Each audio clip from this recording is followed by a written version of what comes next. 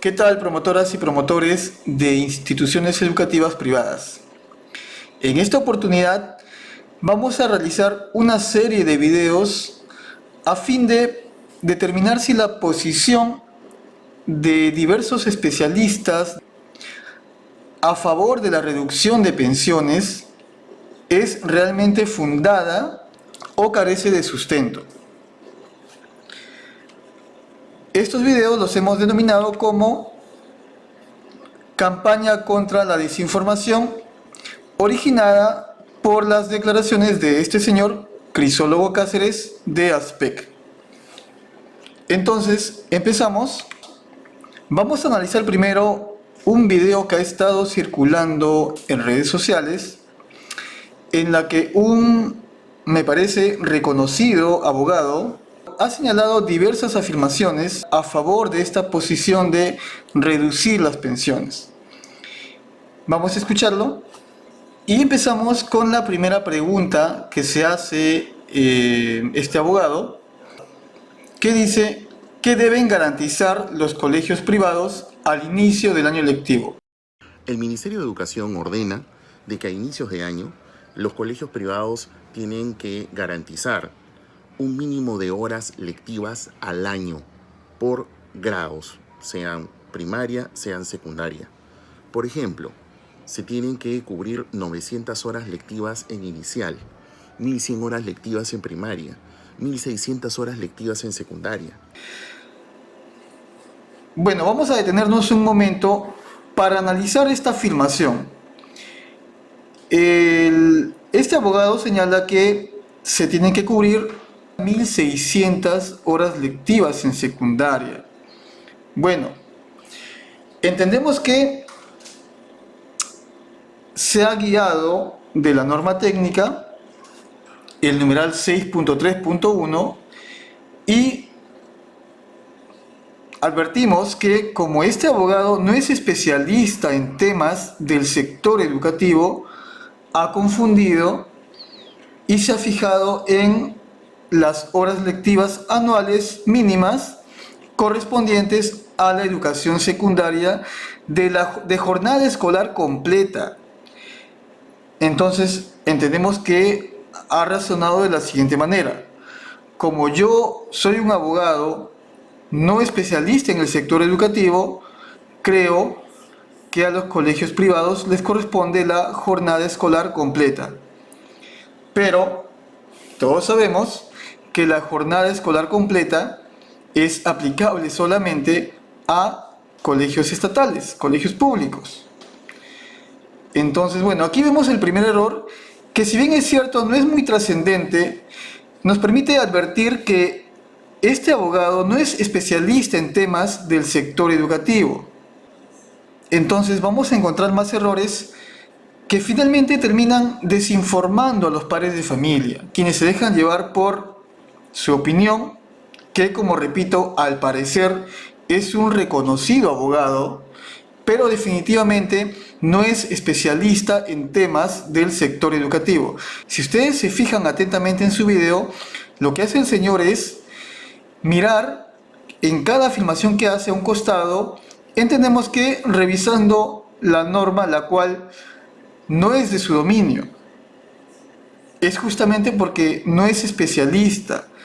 Para poder dar una posición, dar una interpretación, es necesario que quien se pronuncie sea especialista en temas del sector. En este caso estamos hablando del sector educativo.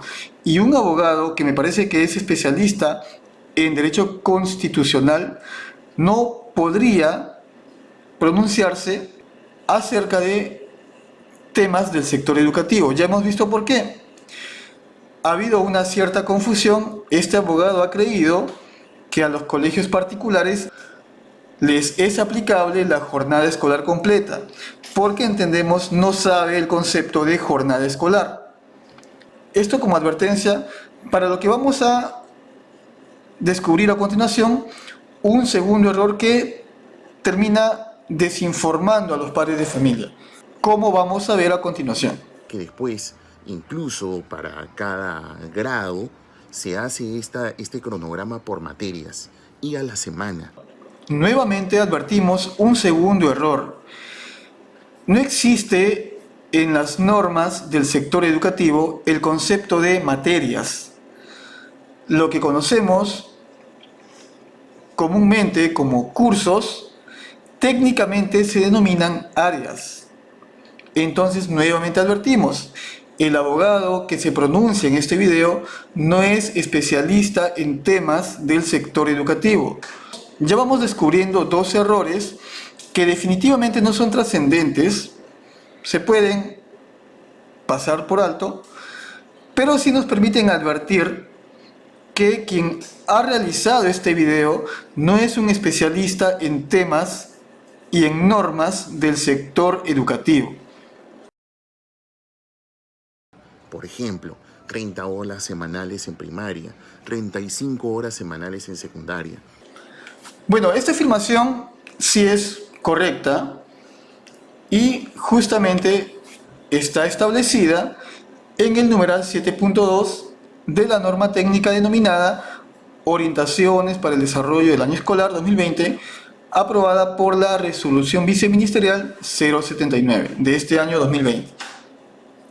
Ya, sí, tal como afirma en el video, las horas en primaria son 30 por cada grado y en secundaria 35 por cada grado.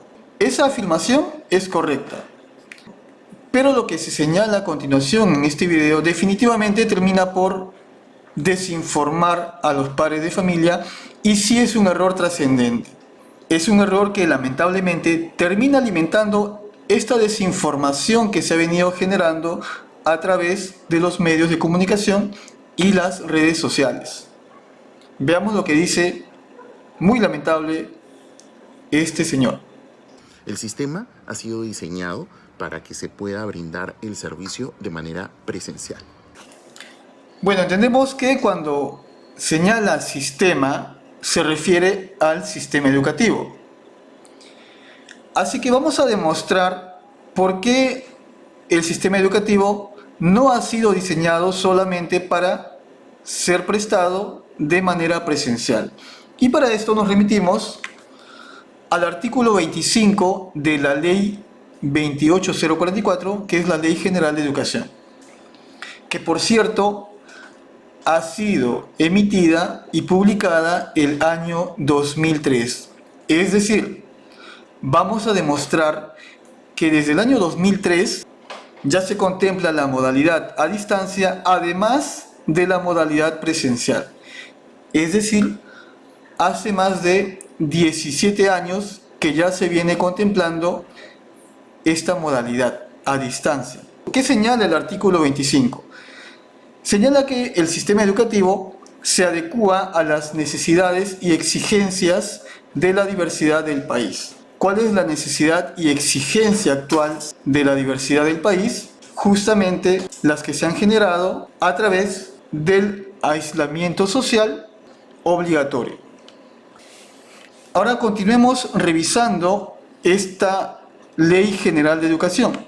En su artículo 27 define la educación a distancia y señala lo siguiente: la educación a distancia es una modalidad del sistema educativo que tiene como objetivo complementar, reforzar o reemplazar la educación presencial.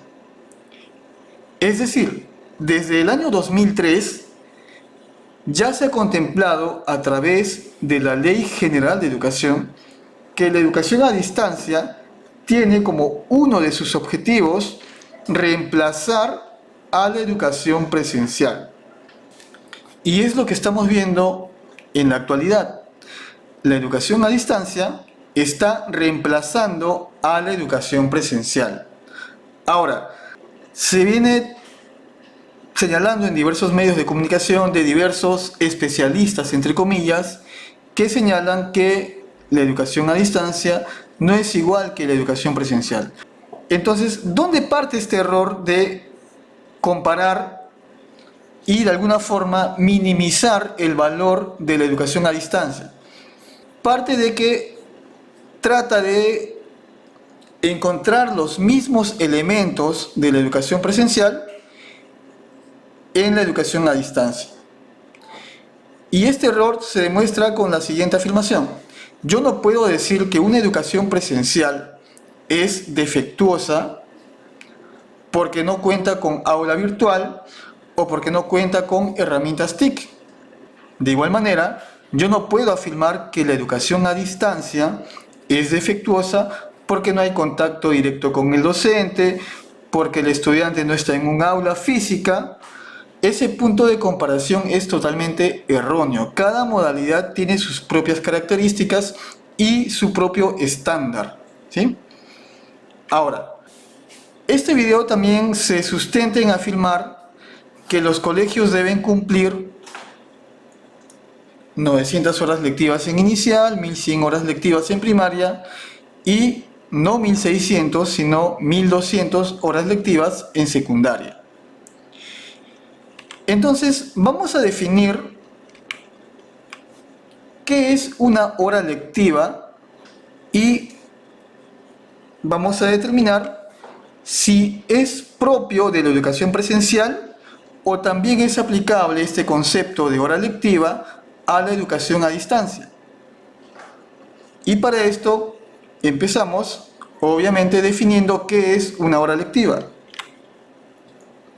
De acuerdo al numeral 5 de la norma técnica denominada Orientaciones para el Desarrollo del Año Escolar 2020, aprobado por la Resolución Viceministerial 079 de este año 2020, la hora lectiva es el espacio temporal con duración de 45 minutos en el que se realizan actividades de aprendizaje de estudiantes, las cuales deben ser planificadas en una unidad didáctica y además involucrar la interacción docente-estudiante para el desarrollo de aprendizajes.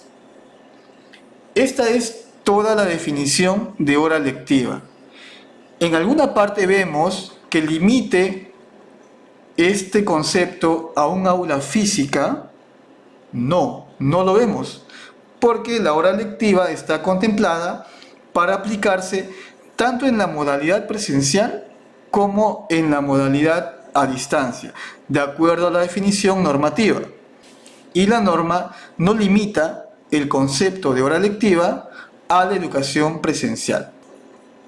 Ahora vamos a determinar a qué se refiere con esta interacción docente-estudiante, porque uno podría pensar que esta interacción es justamente el contacto físico o dentro de un aula que debe haber entre docente y estudiante. Entonces vamos a investigar este concepto de interacción docente-estudiante, debido a que en la definición de hora lectiva no se especifican ni limitan los tipos de interacción. Entonces vamos a ver qué tipos de interacción existen. Y para esto nos remitimos nuevamente al artículo 27 de la Ley General de Educación. En la definición de la modalidad a distancia señala que ésta se caracteriza por la interacción simultánea o diferida entre docentes y estudiantes. Entonces aquí ya vemos a mayor detalle este concepto de interacción docente-estudiante. ¿Qué es una interacción simultánea y qué es una interacción diferida? Vamos a determinarlo en la siguiente diapositiva. La interacción simultánea es aquella en la que el docente interactúa con los alumnos, con los estudiantes, en el mismo momento. En cambio, la interacción diferida es aquella en la que la interacción es posterior a la elaboración o a la grabación del material didáctico. Por ejemplo, si un docente a las 3 de la tarde se graba un video en YouTube, lo publica a las 5 de la tarde y al día siguiente a las 10 de la mañana un estudiante por su cuenta visualiza este video, entonces estamos en un caso de interacción diferida. Obviamente en un aula física siempre va a haber interacción simultánea. Por lo tanto, las horas que se dan en la modalidad a distancia sí son consideradas horas lectivas, porque sí se da la interacción docente-estudiante tanto simultánea como diferida. ¿Cuándo se da de manera simultánea? Cuando el docente está conectado, por ejemplo, a través de Zoom o a través de una videollamada. ¿Cuándo será diferida?